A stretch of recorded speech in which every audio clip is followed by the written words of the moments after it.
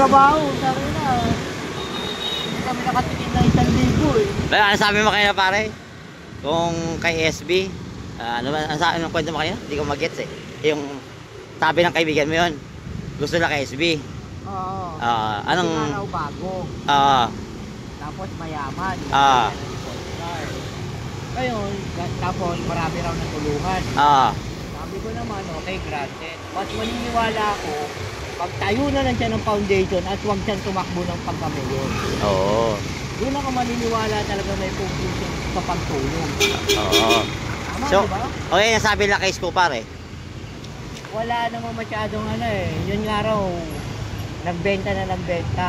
Oo. Pero ang tanong, Nakinabang ka naman eh. Sinabi ko sa kanya eh. Aminin mo man sa hindi, nakinabang ka. oo. Kahit maputol mo pa yung ano, no? Oo. Maputol pa yung... Puputol ko pa yung dulo ng titi ko pag yan hindi nangurakot. yung SB na yan, no? Oo, SG. Eh, malakas daw ngayon, sabi nila eh. Sabi lang. Sabi. Hindi ko nga naririnig. Pero iba talaga pare pag may resibo, no? Oo. Pero nung yung pandemya pare, nagutom ba kayo sa Maynila? Wala. Gitna-git na yung mga taga-ibang lugar eh. Oo. Sabi mo kaya may laging menu kung nung time ng pandemya, laging may Birthday celebration. Bawat pamilya yun. sa dami, no? Oo. Oo. Hindi, kasi ang unang food pack nun, di ba? Spaghetti ano eh. Spaghetti, tawag nito. Spaghetti, may salad. Oo. Kompleto pa yun. Spaghetti package talaga eh. Birthday party nga yun eh. Di ba? May bigas pa. May dilata pa. Itong bandang huli na, ayun, yun talaga yung pang-araw-araw na pagkain. Dilata. Pero yung unang quarter, putik. Bawat buwan, may birthday celebration sa bawat bahay.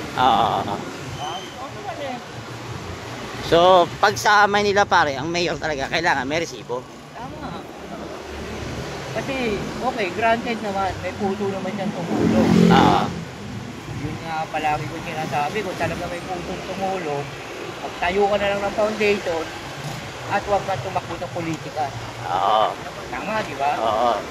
Ngayon, kung sasabihin mo namang may puso, ano nga eh, sabi ko nga sa kanila eh, putik. Yun yung palagi ko sinasabi. Na kung talagang gusto mong tumulong. Diba? Ganun lang kasimple. Saka ano bang kayang gawin?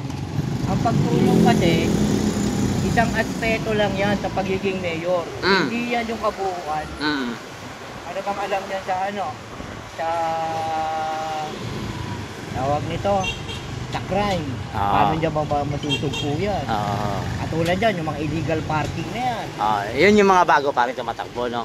Yun yung mga dapat kung gusto kong marinig sa kanila, hindi yung pagtulong. Yun sa mga baguhan, no? Sa mga gustong tumakbo mayor. Ano ba? Oo, yun yung gusto ko talagang marinig sa kanila.